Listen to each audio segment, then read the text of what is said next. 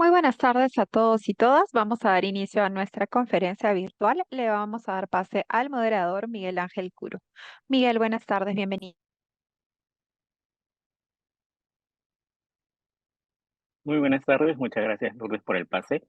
Como bien comentaste entonces, bienvenidos y bienvenidas al aula digital ENAP, desde la Escuela Nacional de Administración Pública ENAP, órgano de línea de la Autoridad Nacional de Servicio Civil Servir. Les damos la más cordial bienvenida a los servidores y servidoras civiles que se han conectado. Hoy tenemos la conferencia Cómo elaborar el registro de monitoreo de agentes físicos, químicos, biológicos, psicosociales y factores de riesgo disergonómicos y el registro de inspecciones internas de seguridad y salud en el trabajo, que estará a cargo de Ana Calderón, quien es abogada por la Universidad Nacional de Trujillo, con segunda especialidad en Derecho del Trabajo y de la Seguridad Social por la Pontificia Universidad Católica del Perú, y máster en Prevención y Protección de Riesgos Laborales por la Universidad de Alcalá. Además, es egresada de la maestría en Derecho del Trabajo y de la Seguridad Social por la Pontificia Universidad Católica del Perú y del curso de especialización en Seguridad y Salud en el Trabajo del Centro de Formación Internacional de la OIT. Laboró en el Consejo Nacional de Seguridad y Salud en el Trabajo y actualmente se desempeña como especialista en el Sistema de Gestión de Seguridad y Salud en el Trabajo de la Gerencia de Desarrollo del Sistema de Recursos Humanos de Servir. Muy bien, antes de iniciar la sesión, les recordamos que para obtener la constancia de participación es indispensable que permanezcan conectados la totalidad del evento o al menos 72 minutos, que es lo que equivale al 80% de duración total del evento. Es por eso que nosotros no tomamos lista de asistencia, así que no es necesario que ustedes pongan sus datos ni su DNI. De hecho, por favor, traten de no hacerlo.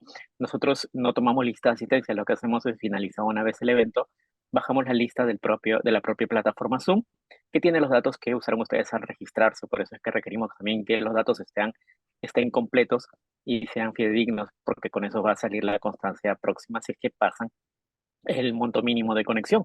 Como repetimos, lo ideal es que estén durante toda la sesión, pero igual, si es que están al menos un 80% de la misma, se les otorga la constancia. Si están menos de ese 80% de conexión durante la sesión, lamentablemente no vamos a poderles otorgar la constancia requerida. Si tienen preguntas para la expositora sobre el tema que vamos a abordar, también las pueden dejar en la casilla de preguntas y respuestas que está en la parte inferior de su pantalla de Zoom. Les requerimos, por favor, que lo pongan ahí porque a veces algunos participantes lo ponen en el área de chat y lamentablemente las preguntas se pierden, ya que el área de chat ya que el área de chat la usamos usualmente para nosotros darles a ustedes información durante la sesión. Así que, por favor, todas sus preguntas para la expositora que se van a responder en la última media hora del evento, hacerlas en el botón de preguntas y respuestas que se encuentra en la parte inferior de su pantalla de Zoom. También en algunas plataformas de Zoom aparece con las iniciales Q y R. Durante la sesión utilizaremos la plataforma interactiva Google Cloud. El equipo de soporte técnico compartirá el link a través del chat para que se puedan conectar y responder a las preguntas que tendremos a lo largo de la conferencia. Muy bien, ahora sí, con todas estas indicaciones, vamos a dar inicio a la conferencia. Adelante, Ana, ¿nos escuchas?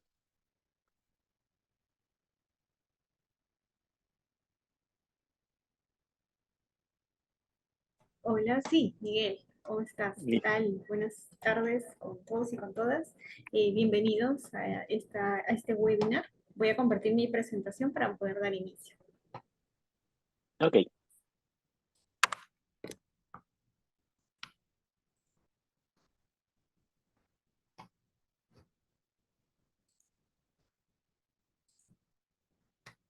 Listo, el día de hoy vamos a conversar sobre el registro de monitoreo de agentes ocupacionales e inspecciones de seguridad.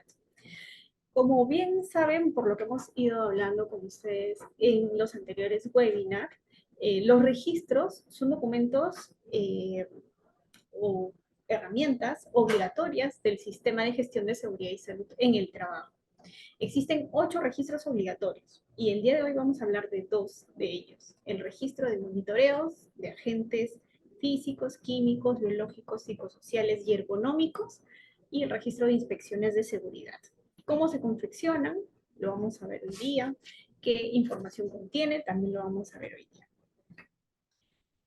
Muy bien, para empezar debemos recordar siempre que la seguridad y salud en el trabajo es un derecho fundamental de todos los trabajadores. Y nuestra ley de seguridad y salud en el trabajo, que es la ley 29783, establece un objetivo y una finalidad. Su objetivo es promover una cultura de prevención de riesgos laborales en nuestro país y su finalidad es que con esto se prevengan los accidentes de trabajo y las enfermedades profesionales. Para que esto se pueda cumplir, es necesario la participación de 3 actores: el rol fiscalizador y control del Estado, el empleador o los empleadores con su deber de prevención, y también la participación de los trabajadores y de sus representantes.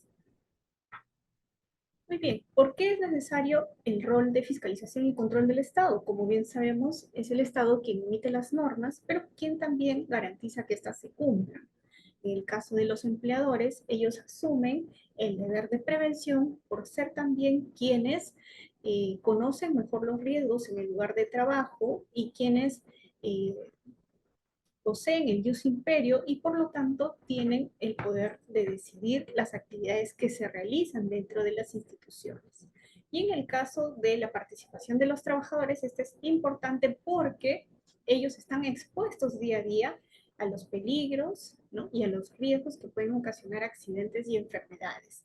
Y la participación de los trabajadores es importante porque ellos pueden proponer mejoras o alternativas de solución también para las condiciones de seguridad y salud en el trabajo.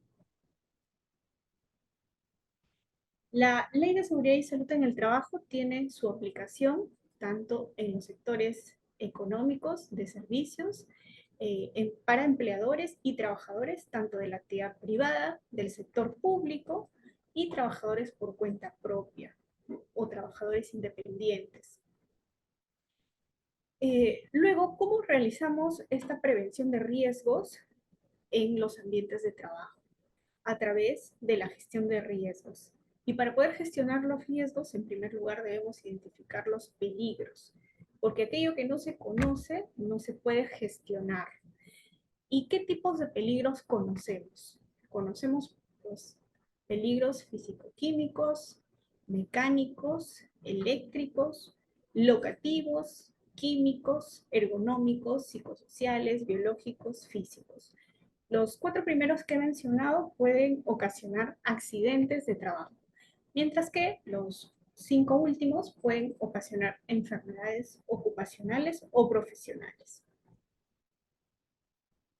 El día de hoy vamos a hablar de los agentes ocupacionales que deben monitorearse periódicamente en las entidades públicas. Los agentes físicos, en primer lugar.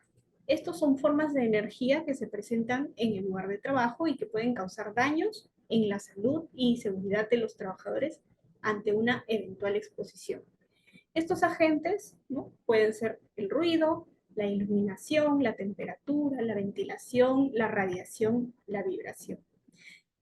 Por ejemplo, ustedes sabían que las trabajadoras en estado de gestación no deben exponerse a temperaturas extremas de frío o de calor.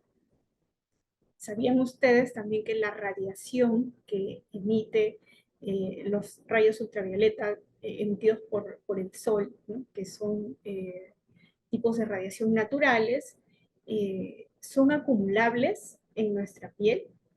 ¿Sabían que pueden ocasionar quemaduras e incluso cáncer a la piel o a los ojos, ¿no? La iluminación también es importante, ¿no? La ventilación, la vibración. Para poder conocer un poco más sobre los umbrales o los límites permisibles, podemos revisar la Resolución Ministerial 375/2008, ¿no?, del Ministerio de Trabajo, que establece los valores que son aceptables dentro de los espacios de trabajo en cuanto al nivel de ruido, por ejemplo, la ventilación de los espacios de trabajo o la iluminación, ¿no? Y brinda también algunas recomendaciones. ¿Sabían ustedes, por ejemplo, que para el caso de los agentes que pueden afectar la salud, la integridad de las trabajadoras en estado de gestación, tenemos una norma específica que es la Resolución Ministerial 374/2008? En esta norma ustedes van a poder encontrar los agentes físicos, químicos, biológicos que pueden afectar a una trabajadora en estado de gestación, que pueden afectar su salud, su integridad de ella y también del embrión o feto. También tenemos los agentes químicos. Es todo elemento o compuesto químico por sí solo o mezclado en estado natural o producido, utilizado o vertido, y que puede afectar también a la salud de los trabajadores, ¿no?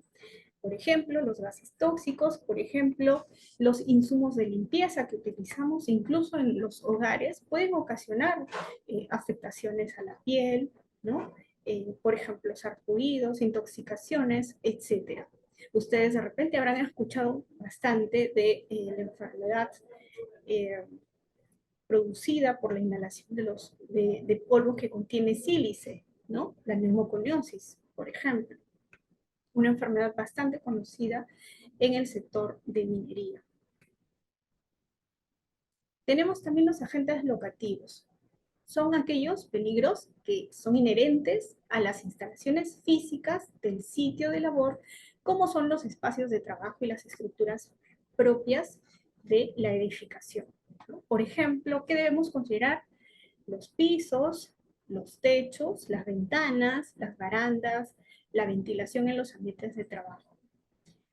Eh, Después de realizar un estudio respecto a la notificación de eventos registrados en el sistema de accidentes de trabajo que administra el Ministerio de Trabajo y Promoción del Empleo, en el periodo del 2017 al 2021, se identificó que uno de los agentes que ocasiona mayor número de accidentes en los trabajadores del sector público están relacionados con el piso.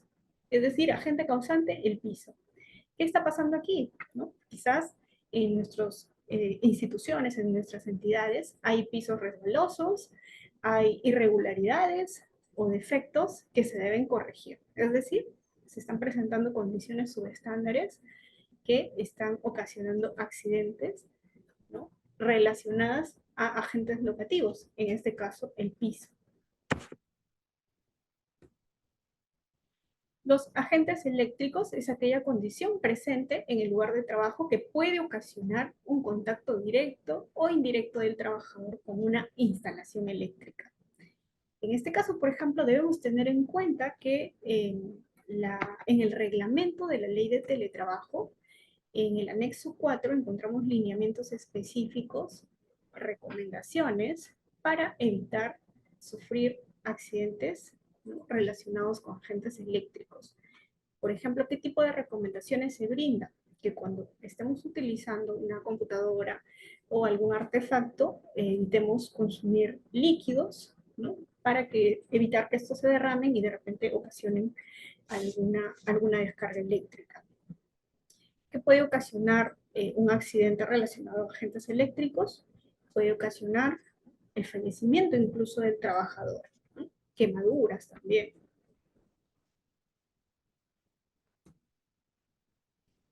Tenemos también los agentes biológicos, son aquellos microorganismos, virus, bacterias y hongos que pueden estar presentes en cualquier entorno y producir daños a la salud como infección, alergia o toxicidad.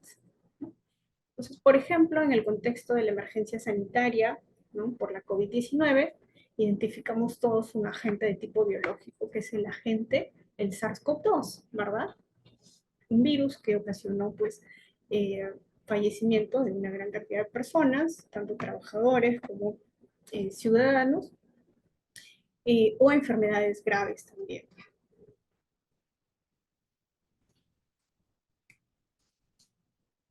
Y tenemos también los factores de riesgo ergonómico. La ergonomía está relacionada con el bienestar del trabajador, ¿no?, con el confort del trabajador.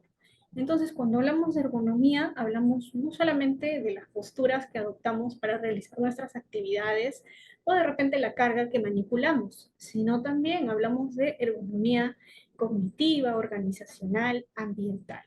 Y esto incluye también, por ejemplo, la ventilación, el ruido en los ambientes de trabajo, eh, las vibraciones, ¿no? Entonces, está relacionado con el confort del trabajador, en conclusión. Son aquellas condiciones que forman parte de la tarea o del puesto de trabajo que aumentan la probabilidad de que un trabajador expuesto a ellos desarrolle, ¿no?, una lesión o el deterioro de su salud. como les mencionaba, podemos revisar la resolución ministerial 375/2008 del Ministerio de Trabajo, que establece recomendaciones, ¿no?, en el marco de la ergonomía.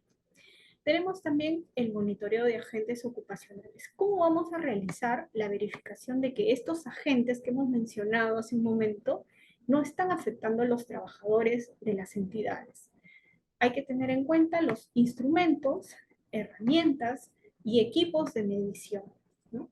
Habrán instrumentos, herramientas, equipos para poder medir los agentes físicos, otros de medición de agentes químicos, biológicos, para los ergonómicos y para los agentes psicosociales, ¿no? Por ejemplo, recordarán ustedes, ¿no?, en el caso de los ruidos, por ejemplo, ¿no?, la herramienta para poder medir los ruidos es el sonómetro, ¿no? Recordarán también ustedes de repente haber escuchado sobre el dosímetro, ¿no? El dosímetro sirve para medir la cantidad de radiación, ¿no? ¿Dónde utilizan los trabajadores un dosímetro? Por ejemplo, quienes trabajan con rayos X, por ejemplo, en el aeropuerto, cuando uno tiene que pasar por el umbral de seguridad para ver si es que la persona que está llegando del extranjero no tiene algo adherido a su cuerpo, por ejemplo, ese arco, ¿no?, emite radiación. Y los servidores o funcionarios que trabajan en esos lugares tienen que tener un dosímetro para poder medir el nivel de radiación, ¿no? Existen recomendaciones, por ejemplo, para los trabajos en donde hay exposición de radiación, ¿no? Una de ellas, por ejemplo, es el descanso alternado, ¿no? Sin embargo, recordemos que la radiación es acumulativa en nuestro cuerpo, ¿no? Es decir, hay que medir los días de exposición o las horas de exposición del trabajador. Eso es lo que principalmente debemos tener en cuenta para proteger la salud de los trabajadores. Por ejemplo, tenemos también el oxímetro, ¿no? Es una herramienta que mide la cantidad, ¿no?, de gas metano, por ejemplo, ¿no? Quizás ustedes han visto en alguna oportunidad, hay una película que se llama Riesgo Bajo Cero. En esa película justo se describe este agente, ¿no?, un agente de tipo químico que causa una explosión en una mina, ¿no? Si tienen la oportunidad de verlo, pueden, eh, tienen la oportunidad de verlo, pueden revisarla y ahí se van a dar cuenta sobre la utilización de este dispositivo, ¿no? Un dispositivo que servía en este caso, en esta situación que presenta la película, para medir el nivel de gas metano al interior de la mina. Sin embargo, se desactivó, ya no quiero ser spoiler, se desactivó y ocurrió un accidente. Hasta ahí lo voy a dejar. Muy bien, entonces también existen, así como existen equipos, existen también instrumentos, como por ejemplo una herramienta denominada CUBSOP, que es una encuesta a través de la cual podemos identificar los agentes de riesgos psicosociales que están afectando a los trabajadores, ¿no? Entonces, tenemos instrumentos, herramientas y equipos. Muy bien. Entonces, tenemos los agentes que pueden afectar a los trabajadores, ¿no? Tenemos las mediciones que se realizan a través de instrumentos, herramientas y equipos. Y tenemos, una vez que se han realizado estas mediciones, que realizar un registro, ¿no? Este registro se realiza a través de un formulario, a través de este formulario nosotros podemos consignar los datos más importantes de este monitoreo. ¿Dónde podemos obtener este registro o este formato? En la resolución ministerial 050/2013 del Ministerio de Trabajo podemos encontrar estos formatos. Yo al finalizar la presentación también les voy a poder alcanzar un enlace para que ustedes puedan descargar esta información. ¿Qué debemos consignar en esta herramienta o en este registro?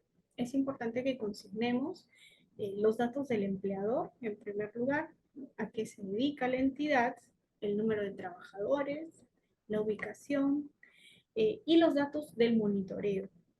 ¿Qué área se va a monitorear? ¿Cuándo se está monitoreando?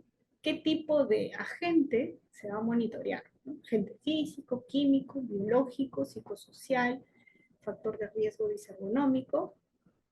También hay que especificar si es que este monitoreo se está realizando en el marco de un programa, ¿no? De una programación establecida, o de repente es un monitoreo que ha surgido por alguna emergencia. Luego tenemos la frecuencia de monitoreo, es decir, la periodicidad, ¿no? El número de trabajadores expuestos a ese agente en el lugar de trabajo, el nombre de la organización o de la entidad, o en todo caso de la empresa que ha sido contratada para realizar el monitoreo, los resultados del monitoreo, la descripción de las causas ante desviaciones presentadas. ¿Cómo vamos a saber si es que hay desviaciones o no? Para saber si es que hay desviaciones o no, tenemos que conocer los límites permisibles del agente monitoreado, ¿no? Es decir, por ejemplo, en el caso del ruido, se ha superado, después de la medición, identificamos que se ha superado el nivel de ruido permisible para la actividad que está realizando el trabajador. ¿Y por qué se está superando este límite? ¿No? Eso se tiene que consignar en el punto 4. 15. Conclusiones y recomendaciones sobre los resultados del monitoreo, ¿no? ¿Qué vamos a hacer para poder gestionar ese riesgo que puede ocasionar daño a la salud o a la integridad de los trabajadores?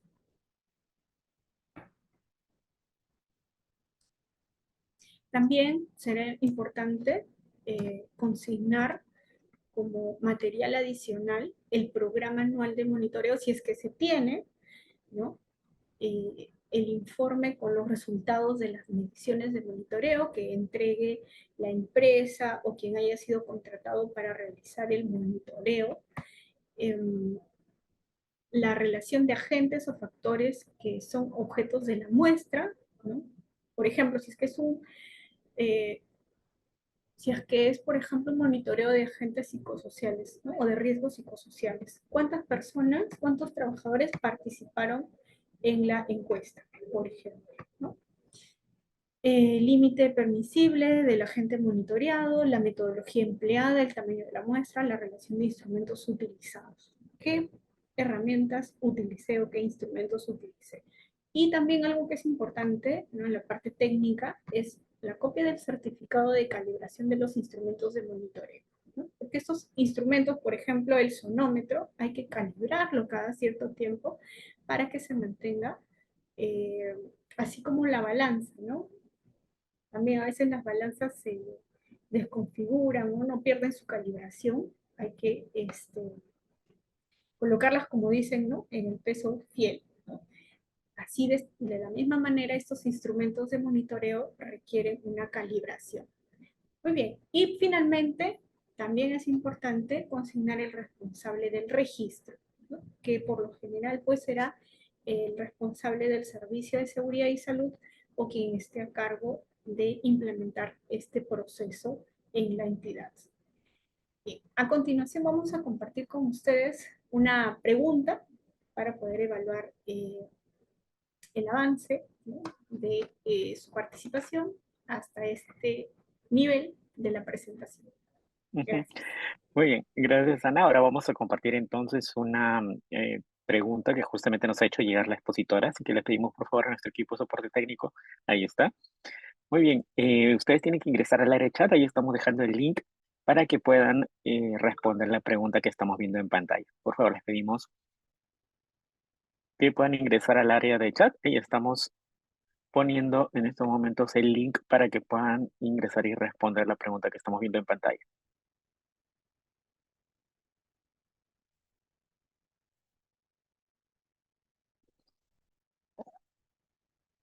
Muy bien, entonces, ¿cómo podemos presenciar entonces cuál es la pregunta?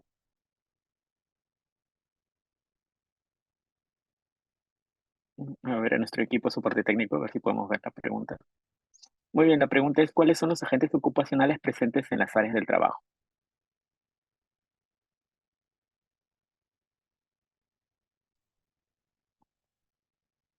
Muy bien. Ana, en este caso ellos tienen que escribir tipo lluvia de ideas, ¿verdad? Lo que se le viene primero cuando hablamos de agentes ocupacionales. Ok, les pedimos entonces a los participantes que ingresen. Está el chat en el link, ya está perdón, en el chat ya está el link para que puedan ustedes responder esa pregunta. ¿Cuáles son los agentes ocupacionales presentes en las áreas del trabajo? Muy bien, la mayoría está escribiendo físicos, malas posturas, químicos, físicos, químicos, biológicos y ergonómicos, iluminación, personal, químicos, recursos humanos, físicos, químicos, biológicos y ergonómicos, psicosociales. Uy, lo que más se repite son esas, ¿no? Físico, químico, biológico y ergonómico.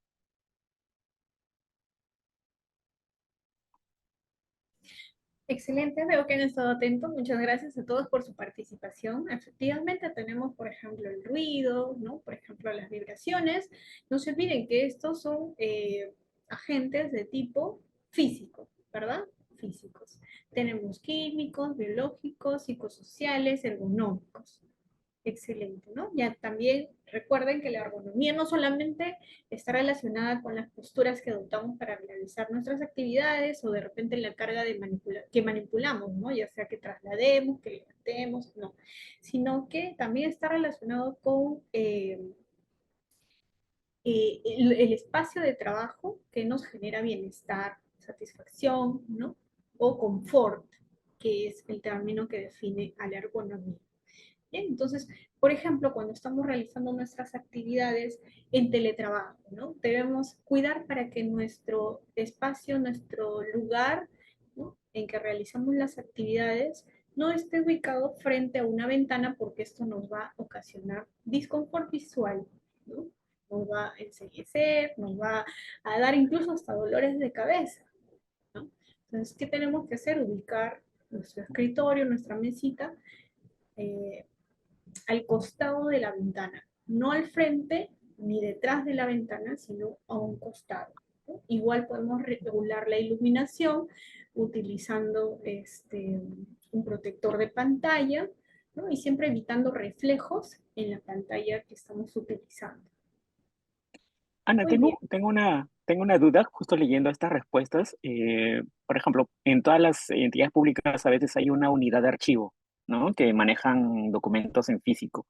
En este caso, yo, por ejemplo, cuando he trabajado en el Minedo, he visto que en las unidades de archivo las personas pues van con estas mascarillas eh, para cubrirse del polvo de estos archivos que datan desde hace 20, 30 años. En ese caso, cuando utilizan estas mascarillas, eso también te genera que tu respiración sea más lenta, ¿no? Entonces yo veía, por ejemplo, que ellos usualmente trabajaban en el sótano y tenían esto y se llenaban de calor y todo eso. ¿Qué tipo de agentes ocupacionales estarían presentes en un trabajo como ese? Se me ocurre preguntar, claro. Gracias, Miguel. Mira, interesante tu consulta porque esto que mencionas está relacionado con agentes biológicos, ¿no? Están relacionados, por ejemplo, con la presencia de ácaros en estos archivos, cajas, ¿no? Que están dentro de una entidad por mucho tiempo, ¿no? Debido a la humedad, ¿no? Se generan también presencia de hongos y esto puede afectar intoxicaciones, ¿no? A través de intoxicaciones o de repente se presentan alergias en las personas y hay personas que son más sensibles que otras. Imagínate quienes sufren de asma, ¿no? Para ellas, estar dentro de un lugar que acumula humedad o que donde hay presencia de ácaros o donde hay presencia de hongos, ¿no? Producto de la humedad, esto les genera también agudizar el estado de salud que tienen, ¿no? Así es. Muchas Eh, gracias, Ana. sí, listo, gracias. ¿Y qué tenemos Continuamos que entonces. hacer para para poder gestionar estos agentes? Evaluarlos a través de los monitoreos y también consignar la información en la matriz de identificación de peligros, evaluación de riesgos y establecimiento de medidas de control. ¿Bien? Ujú. Listo, entonces ya tenemos un buen número de respuestas. Gracias a todos los participantes. Como vemos, se repiten en el caso de físicos, químicos, ergonómicos. También por ahí nos preguntan acerca de los agentes psicológicos, pero eso ya la dejamos para la ronda de preguntas posterior. Ahora te dejo para que podamos seguir la conferencia, Ana. Muy bien, muchas gracias. Vamos a continuar entonces. Listo.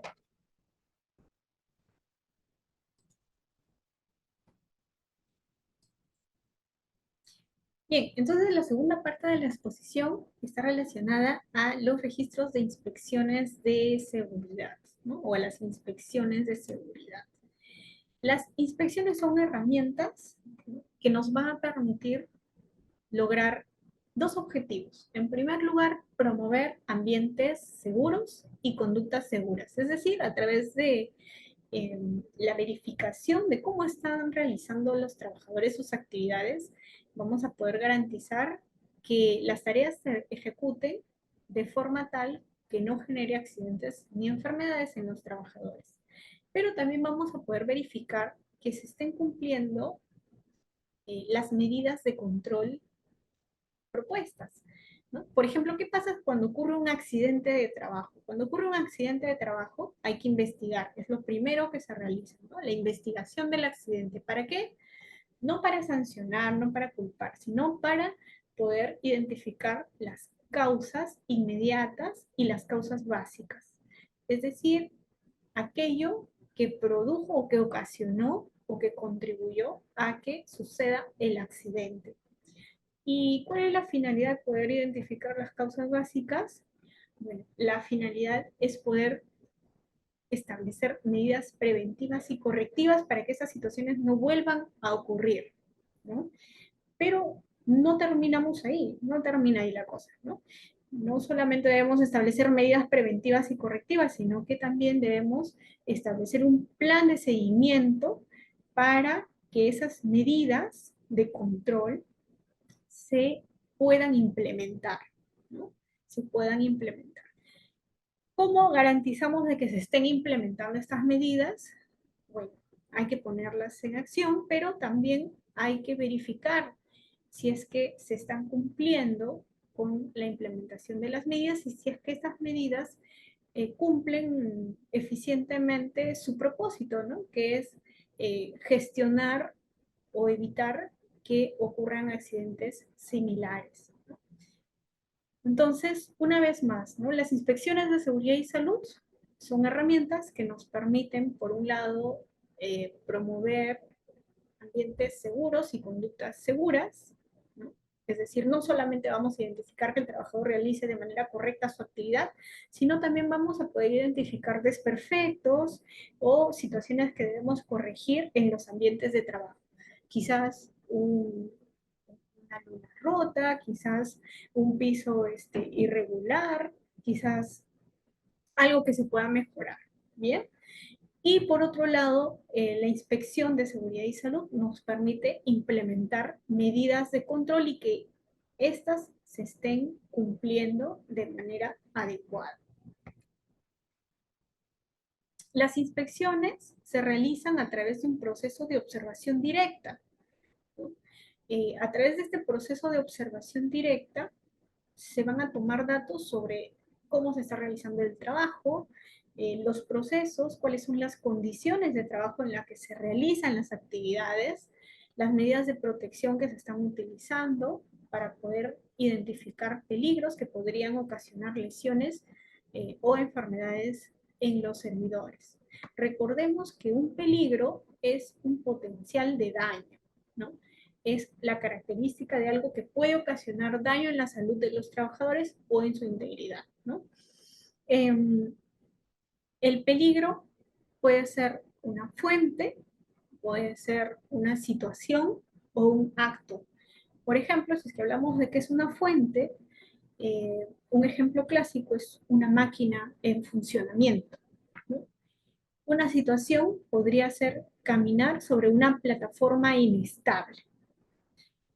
O también, por ejemplo, los trabajos en altura o los trabajos en espacios confinados. Estas son situaciones que pueden ocasionar daño al trabajador. Y por último, los actos. Por ejemplo, utilizar baldes como base de trabajo, ¿no? Son situaciones que las realiza el trabajador que pueden ocasionarle daño a su salud o integridad.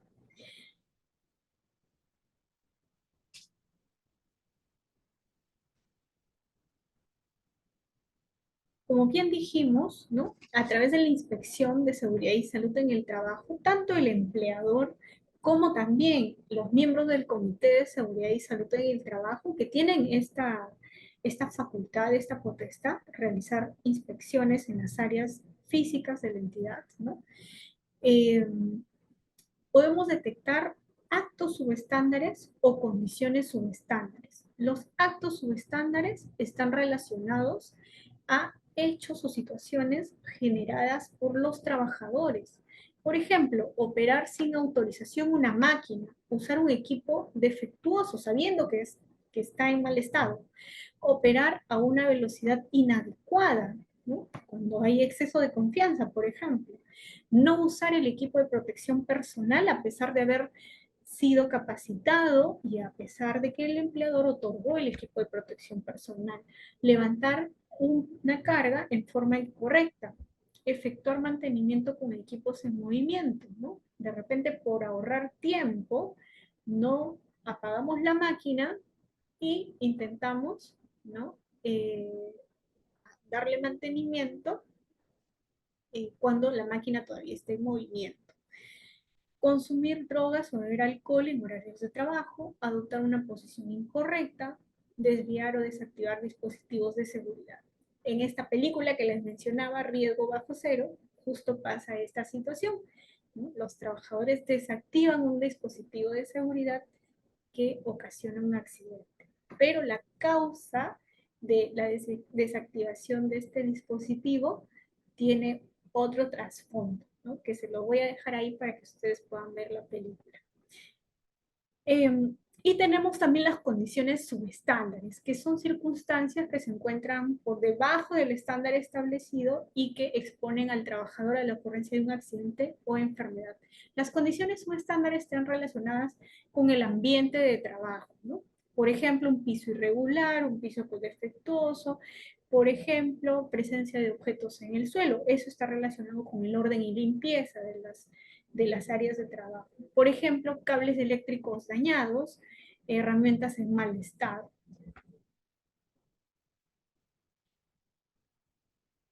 ¿Las inspecciones de trabajo pueden identificar actos subestándares y condiciones subestándares? Sí, ¿no? A través de la observación directa del encargado de la inspección, que como les dije puede estar a cargo del empleador o también del Comité de Seguridad y Salud en el Trabajo, pueden observar actos subestándares o condiciones subestándares, ¿no? Estos actos subestándares y estas condiciones subestándares son situaciones que ocasionan los accidentes, ¿no? Y son situaciones peligrosas finalmente.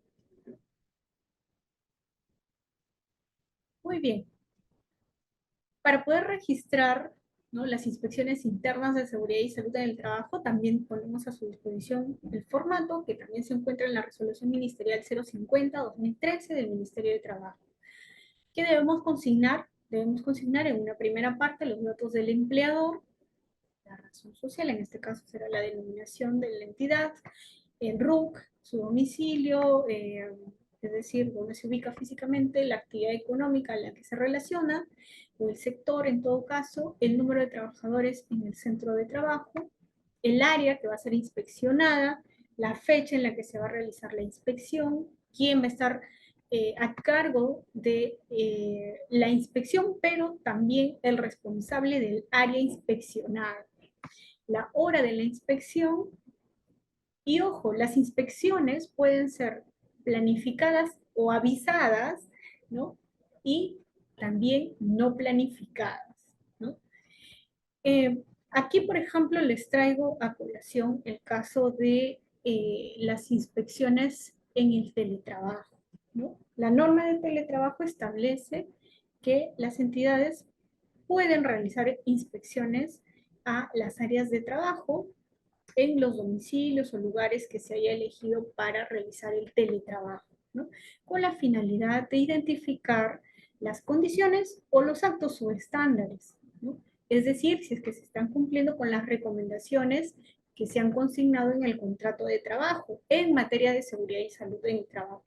Por ejemplo, las relacionadas con la ergonomía, las relacionadas con los riesgos psicosociales, las relacionadas con los riesgos eléctricos, eh, con los riesgos locativos, que son los más frecuentes en relación a las actividades que se realizan en teletrabajo.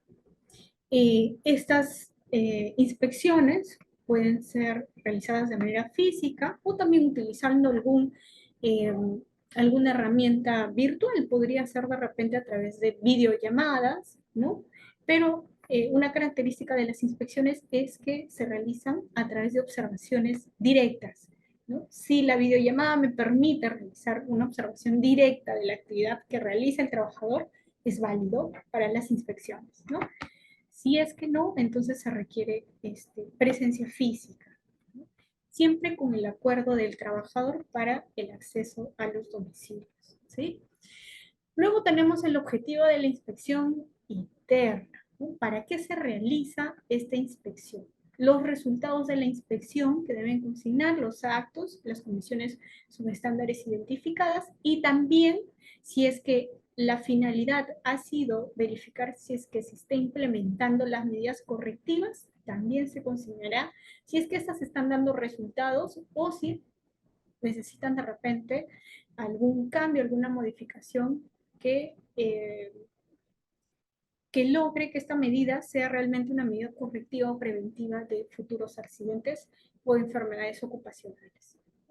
Y luego tenemos la descripción ante los resultados desfavorables de la inspección, ¿no? Es decir, un desarrollo de estos resultados y las conclusiones y recomendaciones. Se puede adjuntar una lista de verificación si es que se ha utilizado para realizar la inspección. Cuando la persona a cargo va a realizar una inspección, ¿no? Lo ideal es preparar una documentación previa, ¿no? De acuerdo al área donde se va a inspeccionar, a lo que se quiere inspeccionar, ¿no?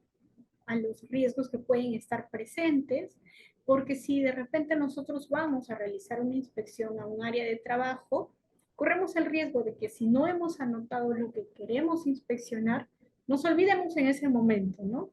Por eso es recomendable hacer listas de verificación para las inspecciones que se requieren realizar en las áreas de trabajo.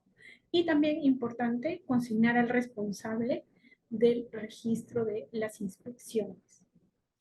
Como bien saben, una de las facultades del Comité de Seguridad y Salud en el Trabajo es realizar inspecciones en las áreas de la entidad, ¿no? Ellos pueden tener dentro de su programación la ejecución de estas inspecciones, ¿no? Y la información que se genere a partir de estas inspecciones deben ser comunicadas a la entidad, ¿no? Para que se tomen acciones a partir de las conclusiones y recomendaciones que se generen de las inspecciones. Bien, entonces, un poco recapitulando el tema de las inspecciones de seguridad y salud en el trabajo, estas se realizan con dos fines. El primer fin es promover ambientes seguros y conductas seguras. Es decir, a través de las inspecciones vamos a identificar si es que las condiciones de trabajo son adecuadas, es decir, si es que no hay herramientas, máquinas con desperfecto, que no funciona bien, etcétera. Y también vamos a verificar que los trabajadores estén realizando sus actividades de acuerdo a los estándares establecidos en las normas internas o en las normas legales. Una norma interna que establece el estándar que debe seguir el trabajador para realizar su actividad es el Reglamento Interno de Seguridad y Salud en el Trabajo, ¿verdad? Ahí están establecidos los estándares para las actividades que se realizan en la entidad. Y la otra finalidad es verificar la implementación de medidas de control programadas a través del IPRC o producto de las investigaciones de los accidentes de trabajo. Como les decía, cuando realizamos las investigaciones de los accidentes de trabajo, se generan recomendaciones para que esos accidentes no vuelvan a ocurrir, ¿no? Pero no se queda ahí, sino que esas recomendaciones tenemos que ver que se implementen en las entidades y que estén logrando su finalidad, es decir, que realmente gestionen los riesgos que pueden generar otro accidente similar, ¿no? Entonces, verificamos también a través de las inspecciones la implementación de medidas de control. Muy bien, hemos terminado con esta parte. También tenemos otra pregunta para poder conocer el nivel de atención, ¿no?, frente a este tema que hemos presentado. Adelante, Miguel. Muy bien, muchas gracias, Ana. Continuamos entonces ahora con la segunda pregunta que nos ha dejado para nuestros participantes. Les pedimos que vayan ingresando de nuevo a la plataforma Google Cloud. Estamos dejando en el área de chat el link para que puedan ingresar si es que han salido de la plataforma. Igualmente, si es que están ya en la plataforma porque se quedaron ahí, simplemente darle a actualizar la página y van a encontrar esta nueva pregunta. La pregunta es, ¿para qué sirve realizar una inspección de SST? Les decimos a los participantes, por favor, que ingresen al área de chat y ahí estamos dejando el link para poder responder la pregunta. Nos están preguntando sobre el PPT de la expositora. No se preocupen, así como hacemos en todas nuestras exposiciones, las vamos a brindar durante la ronda de preguntas. Así que no se preocupen, eso todavía en la media hora final. Les vamos a brindar el link para que puedan descargar la presentación. Mientras tanto, por favor, les pedimos que vayamos a responder esta pregunta.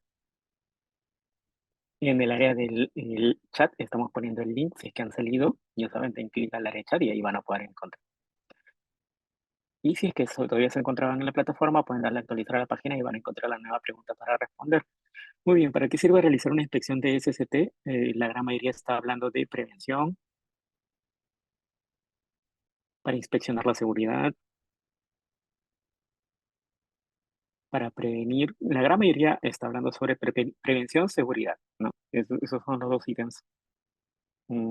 Es más, algunos dicen para prevenir ambientes seguros. Es justo los ambos ítems que más se repiten, el tema de prevención y seguridad, Ana. Bueno, una participante nos ha puesto algo, un tercer ítem que más se repite, ¿no? Que es la mejora. O sea, no solo es prevenir, sino también mejorar para una siguiente supervisión. Muy bien, les pedimos por favor que vayan respondiendo. Ya hay unos 250 más o menos. A ver, no sé si podemos verla en tipo nube a nuestro área de soporte técnico. Muy bien, ahí está, ahí están las respuestas más votadas. Es básicamente para prevenir y para identificar.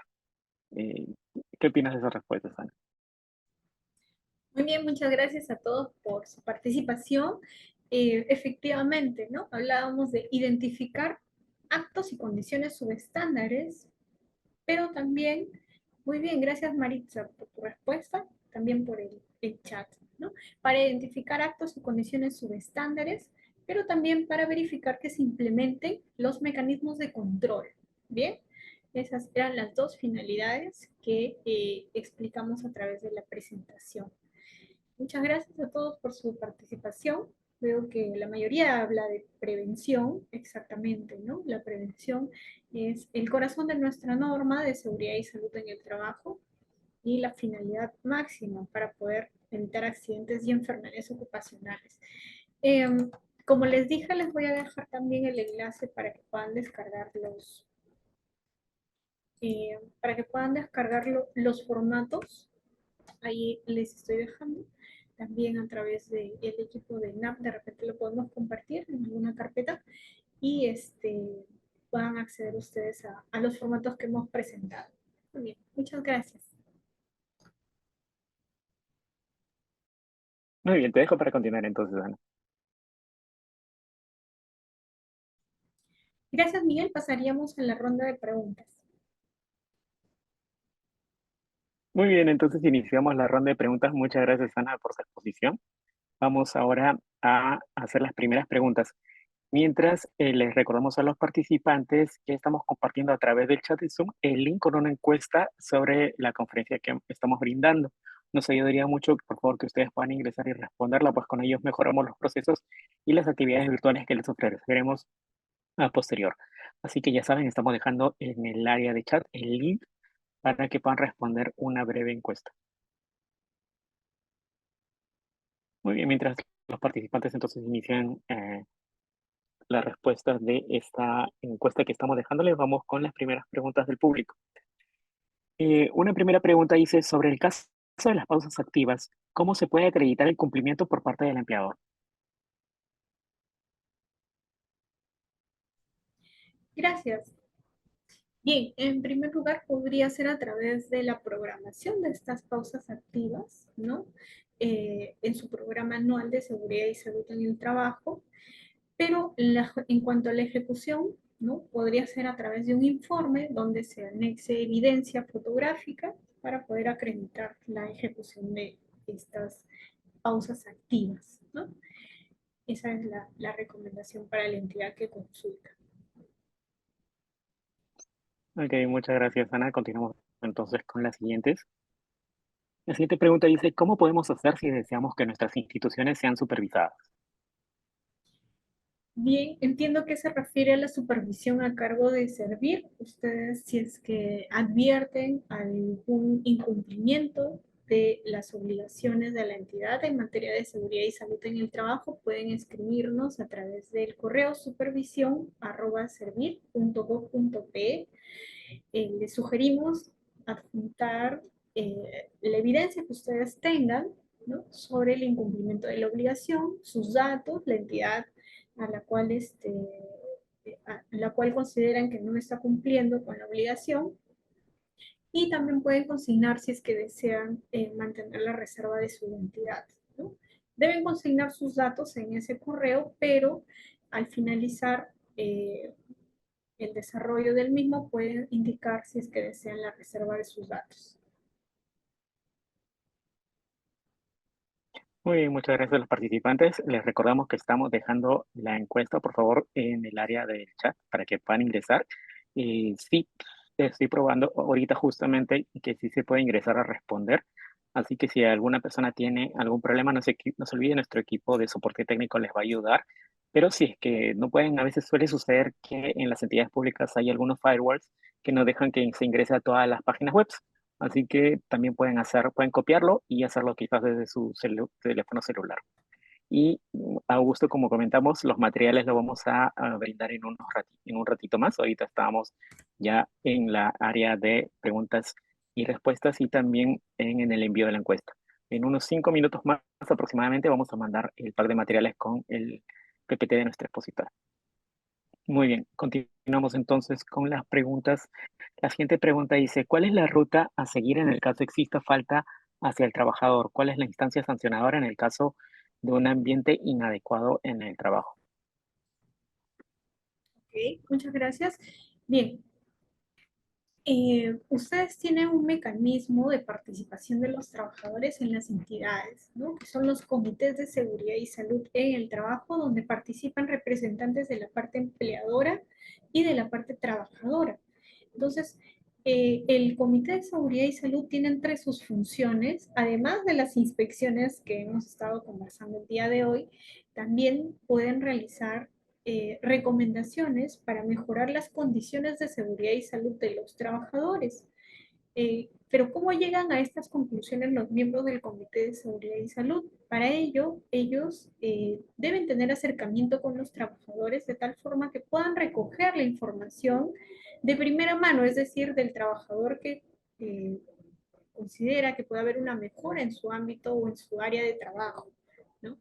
Entonces, ¿a dónde podemos acudir? Podemos acudir al Comité de Seguridad y Salud para que establezca las oportunidades de mejora y las eleve al responsable de la entidad. Y si es que esto no se implementa, como les decía, una alternativa también es la supervisión a cargo de Servir. El correo para poder acceder a esta supervisión es supervisión@servir.gov.pe. Gracias. Muy bien, muchas gracias, Ana. Continuamos entonces con las preguntas del público y ya en estos momentos, aparte del link del pack de materiales, también estamos brindándoles el link para que puedan descargar el PPT de la conferencia y materiales adicionales también en nuestro pack de materiales. Ustedes van a encontrar un link, les va a llevar directamente a un pack de materiales y ahí van a poder descargar tanto la ponencia de nuestra expositora como también algún material extra. Si es que por algún motivo, como en el caso de Manuel que nos escribe, no pueden ingresar, por favor, traten de hacerlo desde otra plataforma. Como repito, a veces las entidades públicas ponen ahí una restricción de visitar páginas web, entonces es probable que sea por eso. Entonces intenten quizás desde su celular o desde algún otro dispositivo. Muy bien. Mientras tanto, continuamos entonces. La siguiente pregunta dice, ¿existen limitaciones o consideraciones físicas para ser coordinador de un comité de prevención de incendios o esa discreción de la institución? ¿No? Imagino que también aparte de condiciones físicas y limitaciones, también tendría que ver ahí algún tema de conocimientos, quizás conocimientos en temas de incendios. No sé qué nos comentas, Ana. Ok, la norma de seguridad y salud en el trabajo habla de brigadistas, ¿no? O de las brigadas que deben ser constituidas por el Servicio de Seguridad y Salud en el trabajo, ¿no? Entonces, el Servicio de Seguridad y Salud es un equipo de profesionales relacionados con la temática de la seguridad y la salud, la vigilancia, la promoción de la salud de los trabajadores, ¿no? Entonces, ellos tienen a cargo, ¿no? Estos especialistas en seguridad y salud tienen a cargo la conformación de las brigadas, la organización de las brigadas y también la atención de primeros auxilios. Entonces, en esta función, que es una de las funciones establecidas en el artículo 36 de la Ley de Seguridad y Salud en el Trabajo, ellos son quienes determinan de acuerdo a la necesidad de la entidad cómo se va a organizar, cómo se van a organizar las brigadas de emergencia. En algunas entidades estas estarán a cargo de un coordinador, en otras habrán distintas brigadas de acuerdo a la emergencia o a la amenaza identificada. Una emergencia, recordemos, ser, eh, puede producirse a causa de eh, amenazas de la naturaleza o también por situaciones que son producidas por el hombre, por ejemplo, los incendios, por ejemplo, huaicos, por ejemplo, deslizamientos, por ejemplo, los sismos, ¿no? En algunos casos, la organización de las brigadas va a estar seccionada según las amenazas o las emergencias que se pueden presentar y pueden afectar a las entidades, ¿no? En otros casos, las brigadas serán de repente centralizadas y estar a cargo de un coordinador, quien va a organizar y quien va a establecer los requisitos o la condición para poder pertenecer a las brigadas o ser coordinador será la misma entidad, ¿no? Y como les decía, es una de las funciones a cargo del Servicio de Seguridad y Salud en el trabajo. Seguramente que habrán requisitos, ¿no?, que establezca este servicio para garantizar la atención de las emergencias, ¿no? El antes, el durante y el después de las emergencias. Gracias. Muy bien, continuamos entonces con las preguntas. Recordamos a los participantes, por favor, no poner sus datos en el área de chat, porque como les comentamos al inicio, nosotros no tomamos asistencia. Nosotros descargamos la lista del Zoom cuando acaba el evento y ahí están ya todos sus datos con los cuales se registraron y luego, posteriormente, vemos cuánto tiempo de conexión han tenido. Ya saben que si están durante toda la conferencia o al menos un 80% de la misma, se le otorga la constancia. Lamentablemente, si están menos de ese tiempo, no se les va a poder otorgar la constancia. Muy bien, como repito, Gisela Romaní, por favor no pongamos nuestros datos en el área de chat, ya que nosotros no tomamos constancia, no tomamos lista de esa forma. Para eso, como les repito, bajamos la lista que ya está completa con todo su registro del área de Zoom. Continuamos entonces con las preguntas. Eh, ¿Es necesario entregar algún elemento o suplemento alimenticio a los servidores que trabajan en el área de impresión para protegerlos contra agentes químicos? Bien, gracias por la consulta. Una, una medida de prevención no necesariamente está relacionada con el otorgar alimentación o suplementos alimenticios, ¿no?, para evitar efectos de estos agentes químicos, ¿no? Eh, Sino lo que procuramos es evitar la exposición a estos agentes químicos, ¿no? Porque lo que menciona en la consulta eh, probablemente, ¿no?, requiera una evidencia científica de que esto sea así, y por otro lado, por lo que entiendo de la pregunta, esto es para aminorar el riesgo cuando ya hay una exposición, ¿no? Entonces, el enfoque de la ley de seguridad y salud y su reglamento es la prevención. Y con ello lo que queremos decir es evitar de todas formas, ¿no? Que sea posible que el trabajador se exponga al riesgo que pueda afectar su seguridad o salud. Lo otro puede tomarse como una alternativa, ¿no? Si es que esto de repente aminora las consecuencias que puede acarrear la exposición del trabajador. Pero lo que debemos siempre priorizar es la eliminación del peligro en su origen, luego la sustitución, luego la dotación de eh, medidas de control de ingeniería, medidas de control administrativas y la dotación de equipos de protección personal. En ese orden, en esa jerarquía de control, debemos establecer las medidas preventivas y de protección frente a riesgos que puedan afectar a los trabajadores. Gracias. Muy bien, muchas gracias, Ana. Continuamos entonces con las preguntas del público. Les recordamos que estamos dejando en el área de chat el link para la encuesta de satisfacción del evento y también le estamos dejando por esa misma área el link con el pack de materiales de nuestra expositora, en donde van a encontrar ahí material adicional y también en la presentación que ella ha usado el día de hoy. Muy bien, continuamos con las preguntas. Esta pregunta dice, ¿qué sucede cuando el peligro no proviene de las condiciones de la entidad o el trabajador, sino de la propia naturaleza? Por ejemplo, las personas que trabajan al margen de los lagos como los guardaparques. Mm, Creo entender a qué se refiere porque yo alguna vez trabajé cerca de la Universidad Científica del Sur y cuando limpian los lagos, todas las esporas terminan cayendo en alrededor. Y sí, sí me acuerdo que se tenían que, o sea, durante una semana incluso no trabajaba toda el área que estaba ahí, ¿no? Pero qué sucede cuando hay un tercer implicado, ¿no? La naturaleza en este caso. Gracias, Miguel. Mira, a través de tu ejemplo, lo que puedo entender es que periódicamente se presenta esta situación o esta condición, que como tú dices, es producto de la naturaleza, pero periódicamente ocurre, ¿no? Entonces, si hay algo, algún tipo de riesgo, incluso que esté relacionado con el medio ambiente, de trabajo que las condiciones pueden estar relacionadas con la naturaleza, como lo menciona la servidora o el servidor que está consultando, debemos tenerlo en cuenta dentro de nuestra identificación de peligros y evaluación de riesgos. Es decir, todo aquello que pueda afectar al trabajador, ya sea que esto se origine producto de la naturaleza o por situación o intervención de la mano del hombre tiene que ser gestionado para el trabajador, para evitar que esto le afecte a su seguridad y salud, ¿no?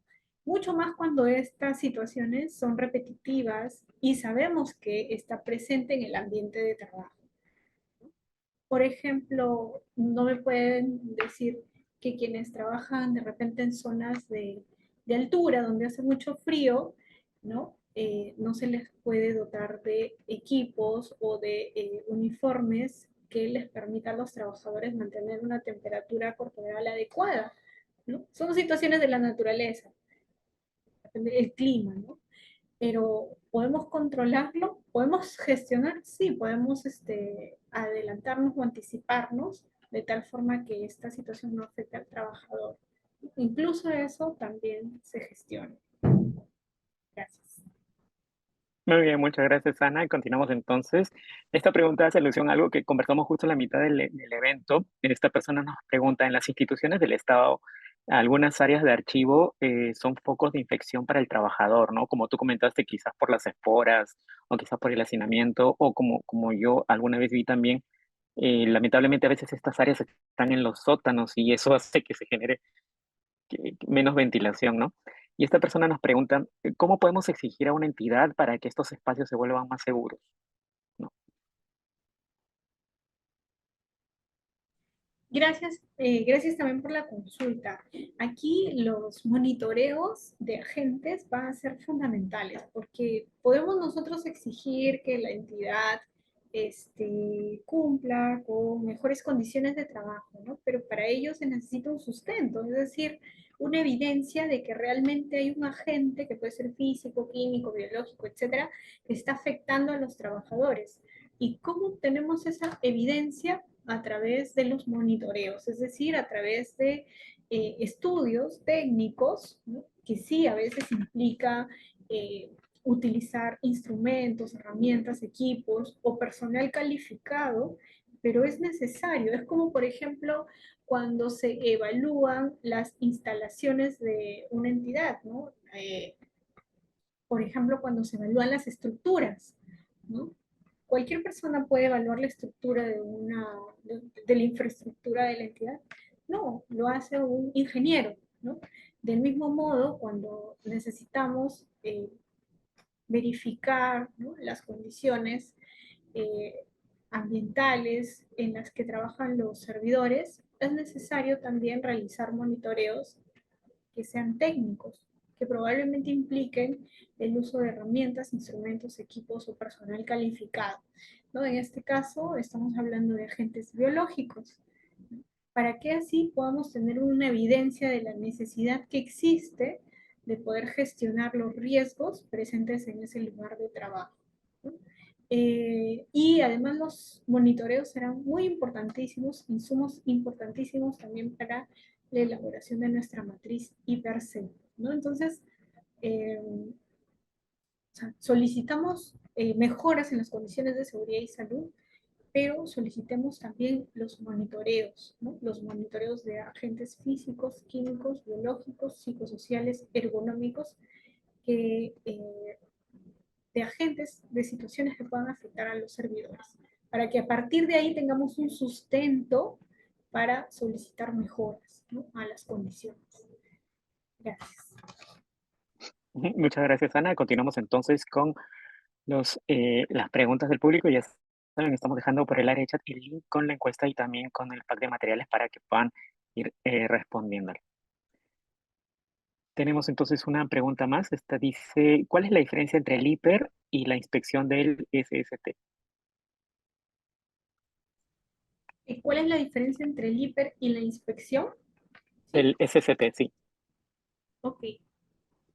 Y dijimos que las inspecciones se realizan para poder, son herramientas que a través de esta herramienta, a través de la cual realizamos la observación directa de los actos y de las condiciones de trabajo, ¿no?, podemos recoger información que puede servir también para los IPRC. Es decir, así como por ejemplo las entrevistas son herramientas que nos sirven cuando realizamos la investigación de los accidentes, las inspecciones también pueden ser herramientas que nos sirven para la elaboración de los IPRC, ¿no? Pero además eh, de que se utilizan para el recojo de información, de la identificación de actos y condiciones, las inspecciones también sirven para verificar que se cumplan las medidas correctivas propuestas. En conclusión, estaríamos diciendo que las inspecciones las vamos a utilizar en dos momentos del IPRC: cuando identificamos peligros, ¿no?, y también cuando verificamos el cumplimiento de las medidas de control, ¿no? Dos momentos en los cuales a través de esta herramienta vamos a poder confeccionar y tener nuestro IPRC. Entonces, esa sería la diferencia. Gracias. Muy bien, muchas gracias. Y continuamos entonces con las preguntas. La siguiente pregunta dice, ¿cuántas agentes ocupacionales existen para la realización de los monitoreos? Bien, a ver, en general estamos hablando de que la norma establece la obligación del registro de agentes físicos, químicos, biológicos, psicosociales y ergonómicos, ¿no? Pero cada uno de ellos puede tener agentes distintos. Por ejemplo, cuando decíamos de los agentes físicos, perdón, hablábamos del ruido, de las vibraciones, de la ventilación, la iluminación, ¿no? La iluminación también es parte incluso de los agentes ergonómicos, o perdón, del monitoreo sí, de agentes ergonómicos, ¿no? Entonces, La iluminación, por ejemplo, puede estar dentro de ambos, ¿no? Más que una clasificación, lo que es necesario identificar dentro de las entidades es lo que puede afectar al trabajador, ¿no? Por ejemplo, los ácaros, ¿ya? Identificamos que hay una zona eh, de archivo donde puede haber presencia de polvo, ácaros, hongos, humedad, etcétera. Entonces, ¿qué necesitamos ahí? ¿Necesitaremos una evaluación física? No, necesitamos una evaluación de agentes eléctricos, no, tampoco, será de agentes biológicos, ¿no? Eso es lo importante. Porque además la norma, algo importante aquí, aprovechando la consulta, la norma no establece la periodicidad de estos monitoreos. Es decir, no te dice debes realizarlo cada 2 meses, cada 3 meses, no. Entonces, ¿de qué va a depender? De la necesidad que existe en la entidad, ¿no?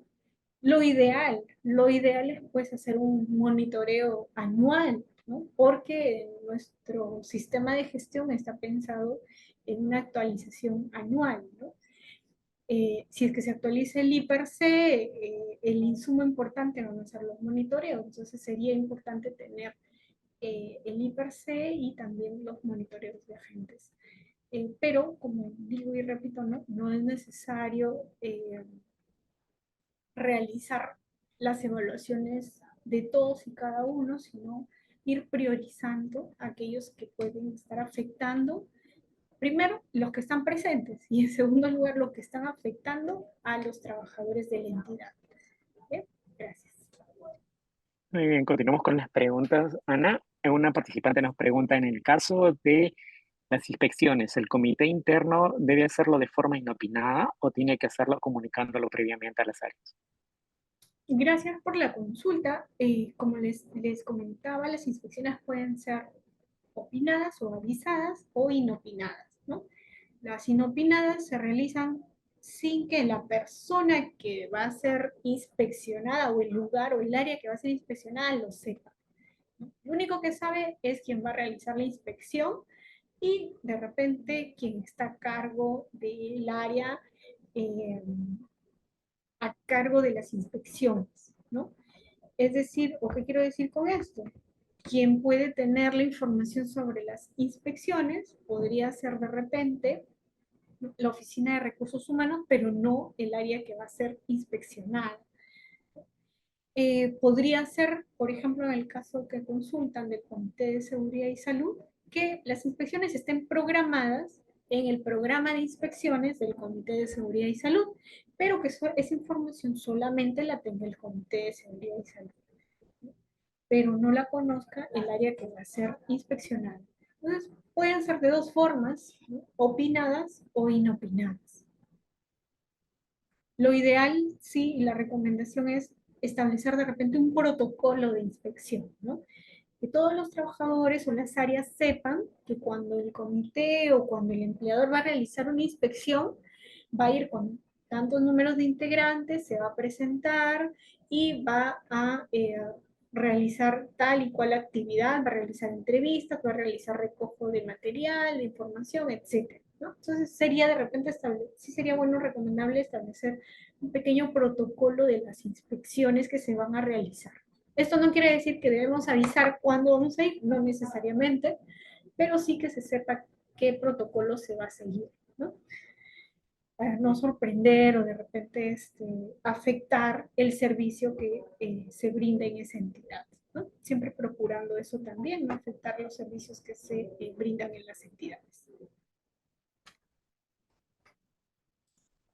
Muy bien, muchas gracias, Ana. Continuamos entonces con las preguntas del público. La siguiente dice, ¿las inspecciones solo pueden ser realizadas por miembros del Comité de Seguridad y Salud en el Trabajo o también puede hacerla y firmar un registro un trabajador que no es miembro del comité, No, no? ok, muchas gracias. Las inspecciones solamente las puede realizar el empleador y el empleador a través del Servicio de Seguridad y Salud o de los profesionales a cargo del proceso de seguridad y salud del trabajo o los miembros del Comité de Seguridad y Salud, pero no cualquier miembro, o sea, no, eh, digamos, no por decisión independiente de cada miembro del comité, sino por acuerdo del comité.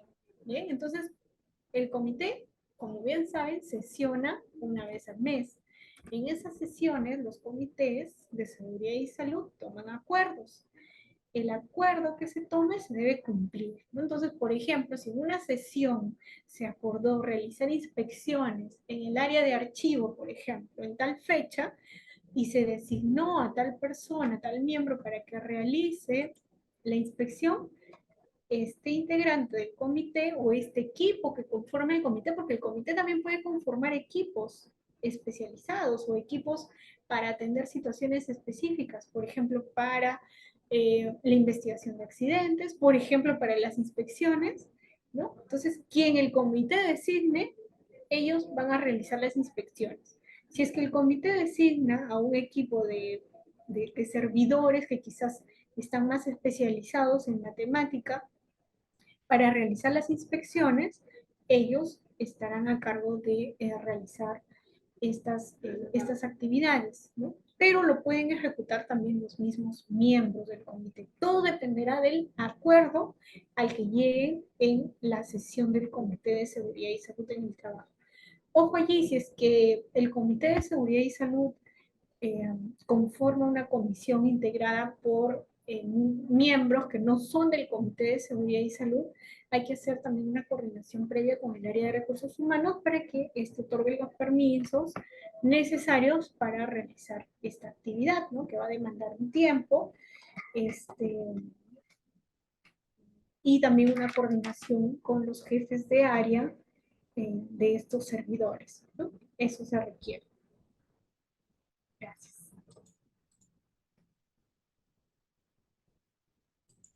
Muy bien, muchas gracias. Continuamos entonces con las preguntas. Justamente sobre este último tema nos preguntan, Ana, en el caso de las visitas o inspecciones, ¿estas se hacen solo una vez o cada cuánto tiempo se deben hacer?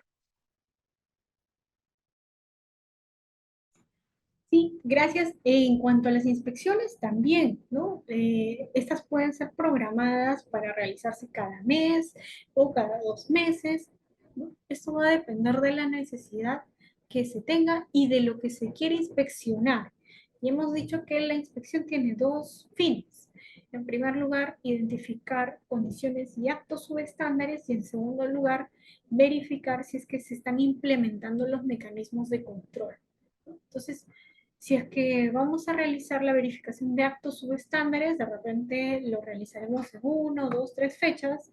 Lo mismo para las condiciones, lo mismo para verificar si es que se están implementando las medidas correctivas propuestas, ¿no? Entonces, va a depender de la necesidad. Y estas pueden estar previamente programadas en un programa de inspecciones o de repente atender alguna necesidad urgente que se presente en la entidad. Muy bien, muchas gracias. Continuamos entonces, Ana, con las siguientes preguntas. Esta pregunta viene de un participante que nos dice, ¿el Comité de Seguridad y Salud en el Trabajo es competente para realizar inspecciones a las máquinas de una entidad? Ok, gracias por la consulta. La norma indica que el Comité de Seguridad y Salud en el Trabajo realiza inspecciones a las áreas de la entidad, ¿no? A las áreas de la entidad. Pueden revisar ustedes el Decreto Supremo 001/2021 del Ministerio de Trabajo, donde se establecen las funciones del Comité de Seguridad y Salud en el Trabajo. Cuando se realiza la inspección a una máquina, posiblemente lo, lo correcto será pues contar con un técnico especialista, ¿no?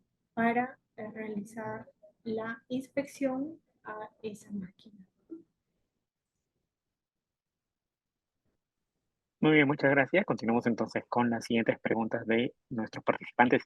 La siguiente pregunta dice, en el caso de los monitoreos de riesgos psicosociales, ¿puede ser elaborado por cualquier profesional?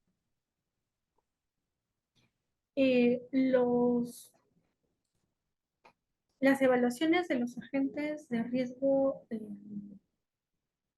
psicosociales eh, requieren profesional capacitado en el recojo de datos. Actualmente, ¿no? Tenemos algunas herramientas que están siendo difundidas por entidades públicas, como por ejemplo el Sensopas, el CENSOPAS es una entidad que pertenece al INS, al Instituto Nacional de Salud, y ellos han trabajado con una herramienta que es el COPSOC, y lo que han trabajado está aterrizado para la situación o las condiciones de nuestro país.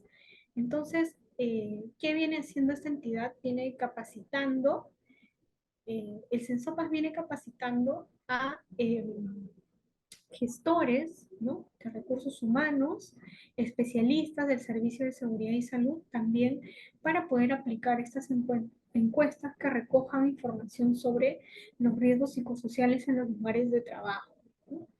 Probablemente para el recojo de esta información se requiere sí una capacitación previa sobre el uso, la aplicación de estas encuestas, pero sí hay una necesidad mayor cuando hay que realizar la gestión de los riesgos psicosociales. Es decir, una vez que recogemos la información, ¿qué es lo que vamos a hacer con esta información? ¿No? Eh, Allí sí es posible que se requiera pues la participación de un profesional en seguridad y salud en el trabajo para poder gestionar los riesgos psicosociales identificados a través de las herramientas que están disponibles actualmente. Hay algunas que son incluso de uso gratuito, ¿no? Esta herramienta COPSO, por ejemplo, hay páginas eh, de institutos españoles que proporcionan la posibilidad de poder aplicarlas en los trabajadores, ¿no? El mismo Sensopas, como les decía, ya tiene esta herramienta eh, que, se, que se puede utilizar a través de una plataforma, y para ello están realizando capacitaciones también respecto a su correcto uso, ¿no? Y todo es de uso gratuito. Entonces también ahí hay una posibilidad. Bien, gracias.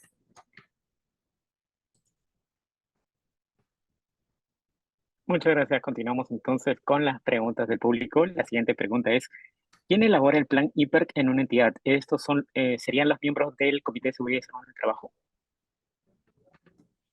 ¿Quiénes realizan el IPRC en una entidad?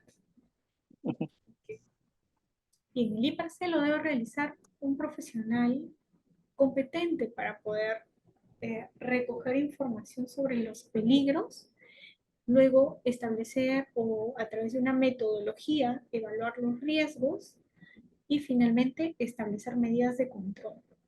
La participación del comité es fundamental, no solo del comité, sino de todos los trabajadores durante la formulación del IPRC. Pero ¿el comité lidera la elaboración del IPRC? No.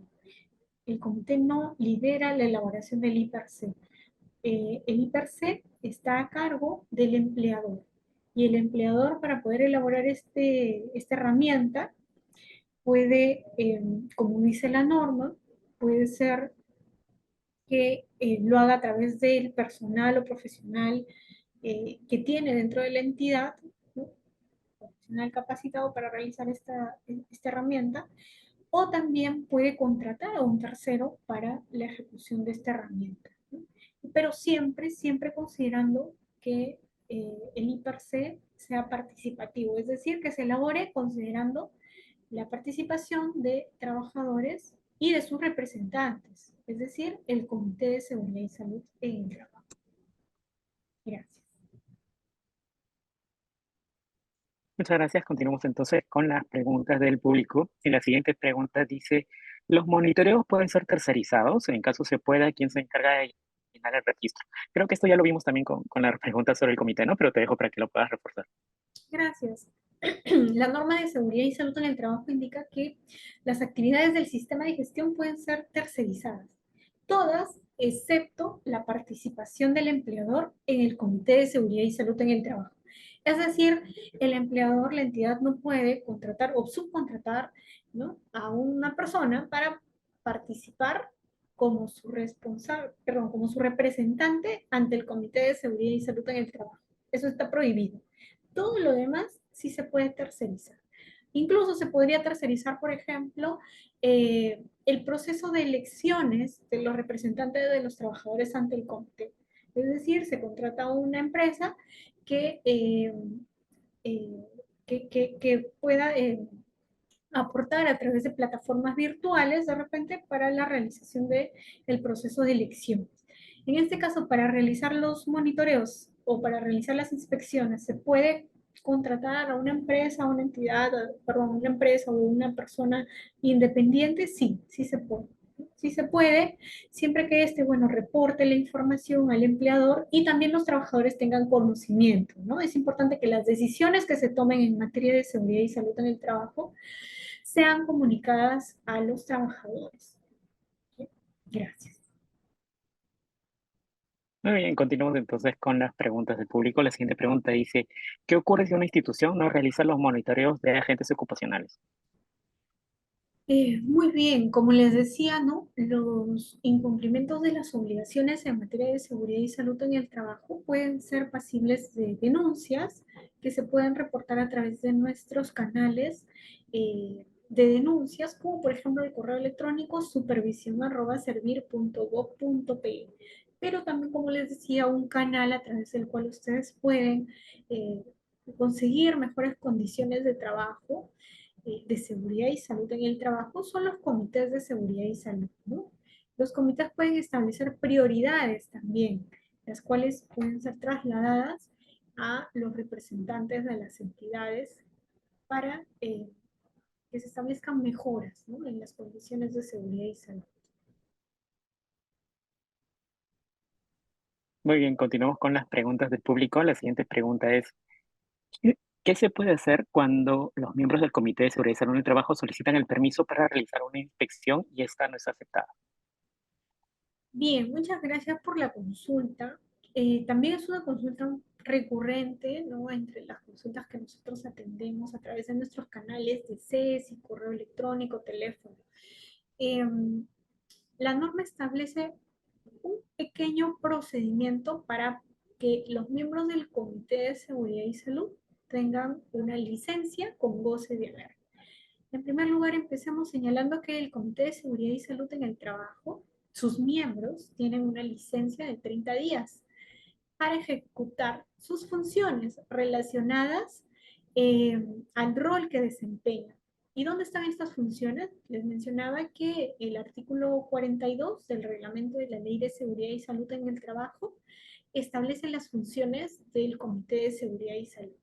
Bien, entonces en esas funciones, en el desempeño de estas funciones, nosotros podemos, como miembros del comité, solicitar una licencia. ¿Cómo solicitamos una licencia?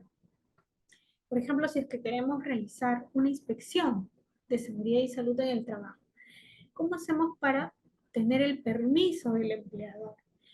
Para tener el permiso del empleador se requiere que esa licencia, ¿no?, esté acordada en una sesión del Comité de Seguridad y Salud. Es decir, el comité que se reúne mensualmente va a acordar de que el miembro o el integrante del Comité de Seguridad y Salud, no sé, Pepito Pérez, por ejemplo, va a realizar en tal fecha, junto a Marita Pérez, una inspección de seguridad y salud en el trabajo en el área de abastecimiento, imagínense, ¿no? Eh, y para ello se le concede la licencia conforme a ley. ¿Bien? Entonces, una vez que el Comité de Seguridad y Salud en el Trabajo ha acordado esta licencia para realizar una actividad relacionada a las funciones que tienen los miembros del comité, trasladan el acta con el acuerdo a la Oficina de Recursos Humanos, porque son la Oficina de Recursos Humanos donde se evalúan o tramitan los permisos, licencias de los trabajadores, ¿no? La norma no exige otro canal de aprobación, de aceptación. Entonces, con el acuerdo del Comité de Seguridad y Salud en el Trabajo, eh, para la norma de seguridad y salud es suficiente el permiso para el trabajador, para que éste realice una actividad relacionada a su rol como integrante del Comité de Seguridad y Salud en el trabajo. ¿no? Pero sí será importante también cumplir con los canales establecidos por la entidad. De repente que esa comunicación se realice por correo, de repente por el sistema de trámite documentario, de repente con 5 días de anticipación, ¿no? Por eso será importante también conversar con el área de recursos humanos sobre esta facultad, ¿no? Porque es un derecho, una facultad de quienes son integrantes o miembros del Comité de Seguridad y Salud, tener 30 días de licencia para ejecutar sus funciones. Una de ellas, las inspecciones de seguridad y salud en el trabajo.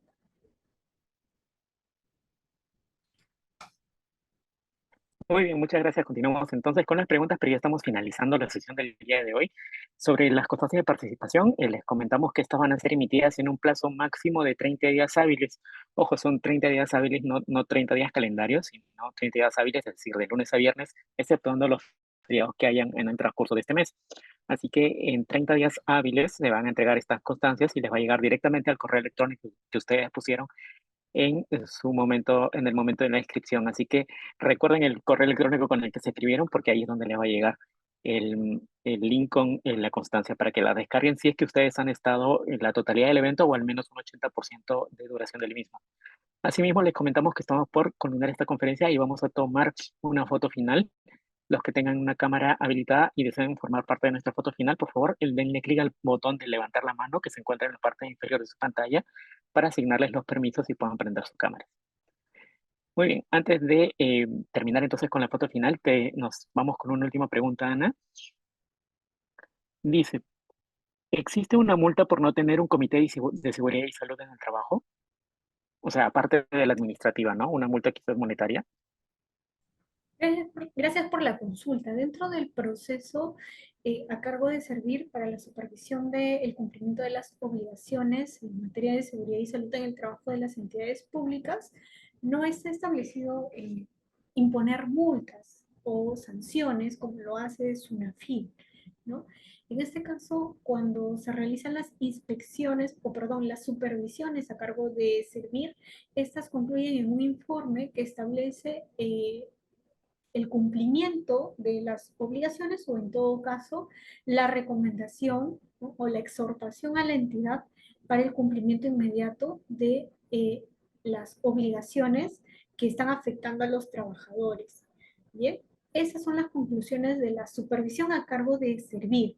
No incluyen multas. Ahora, recordemos si de manera general ustedes bien saben que cuando se incumplen las obligaciones en materia de seguridad y salud en el trabajo, no solamente hay multas o sanciones administrativas, sino también hay una responsabilidad civil y penal, ¿no?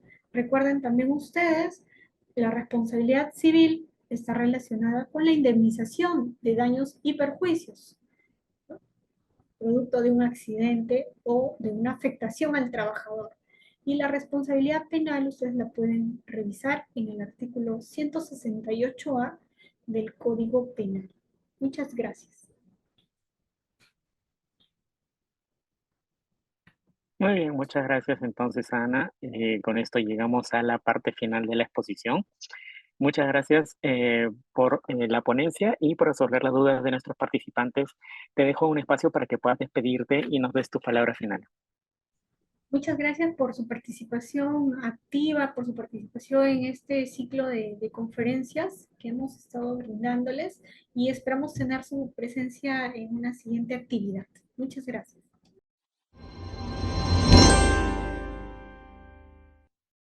Compunche Perú, Gobierno del Perú.